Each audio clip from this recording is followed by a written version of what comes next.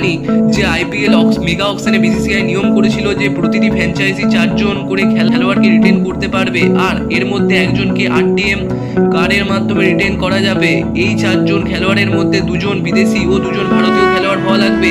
কিন্তু এই বছর প্রতিটি টিম 6 থেকে 8 জন প্লেয়ারের রিটেনশন চাইছে, যার জন্য দেখার বিষয় হচ্ছে শেষ পর্যন্ত বিসিসিআই কোন সিদ্ধান্ত নেয়।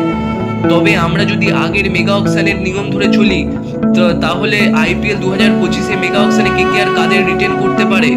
তো যদি কেকেআর এর সম্ভাব্য রিটেন প্লেয়ারদের লিস্টের দিকে তাকানো যায়, প্রথম প্লেয়ার হিসেবে তারা চ্যাম্পিয়ন ক্যাপ্টেন শ্রেয়াস আইয়ারকে 100% রিটেন করবেই। এই লিস্টে দ্বিতীয় ও তৃতীয় প্লেয়ার অবশ্যই 2 ক্যারিবিয়ান তারকা সুনীল নারিন ও আন্দ্রে রাসেলকে কেকেআর রিটেন করতে চলেছে।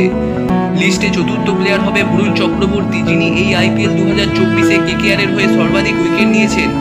তাকে কেকেআর আরটিএম কার্ডকে কাজে লাগিয়ে রিটেন করতে পারে।